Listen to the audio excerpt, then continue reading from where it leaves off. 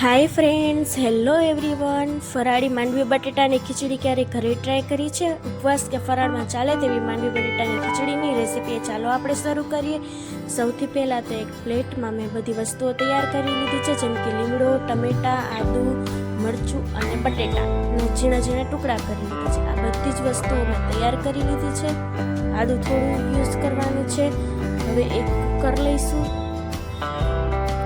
એમાં તેલ ગરમ મૂકીશું, તેમાં જીરું એડ કરીશું. ત્યારબાદ જે વસ્તુઓ બધી હતી, લીમડો, આદુ એડ કરીશું, ટમેટું, મરચું અને બટેટા પણ એડ કરી દઈશું. આ બધું જ એડ કરી દીધા પછી સ્વાદ અનુસાર મીઠું એડ કરીશું. ત્યારબાદ હળદર એડ કરીશું. આ બધું જ બરાબર રીતે મિક્સ કરી દઈશું. બટેટા ચડી જાય એટલા માટે આપણે પાણી એડ કરીશું થોડું.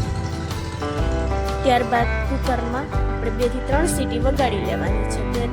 એટલા માટે આપણે કુકરનું ઢાંકણું બંધ કરી દઈશું અને મીડિયમ ફ્લેમ ઉપર આપણે 2 વિસલ વાગવા દઈશું. 2 વિસલમાં બટેટા સરસ ચડી જાય છે. એકદમ સરસ તમે જોઈ શકો છો. લોયામાં કાઢી લીધા છે. ધીમા ગેસે લોયામાં આપણે બટેટા એડ કરી દીધા. હવે આપણે તેમાં માંડવીનો ભૂકો એડ કરી દઈશું. એકદમ સરસ રીતે હવે તીખાની ભૂકી એડ કરીશું.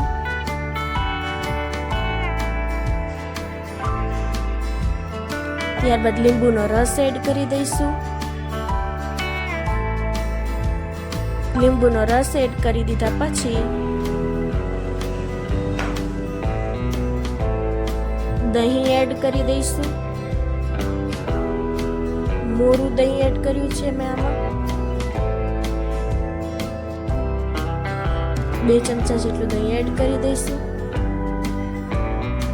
એકદમ સરસ રીતે મિક્સ થઈ ગયું બધું. હવે એકદમ ચમચા વડે હલાવી લઈશું. એની પહેલા આપણે એમાં ખાંડ ઉમેરી દઈશું.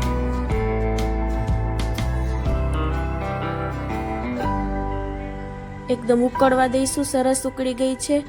આપણે કોથમીર વડે આને ગાર્નિશિંગ કરી લઈશું. સર્વ કરવા માટે માંડવી બટેટાની ફરાળી ખીચડી એકદમ તૈયાર છે.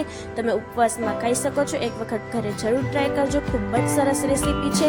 જો તમને આ વિડીયો ગમ્યો હોય તો વિડીયોને એક લાઇક કરી દેજો.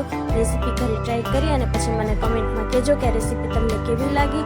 વધારેમાં વધારે ફ્રેન્ડ્સ સાથે તમે આને શેર કરી શકો છો. અને જો તમને અમારા વિડીયોઝ ગમતા હોય તો અમારી ચેનલ કુકિંગ ક્વીન જાનવીને સબસ્ક્રાઈબ કરી લેજો. આવા નવા વિડીયોઝ તમને જોવા મળશે અને નવી રેસિપીઝ તમને જાણવા મળશે.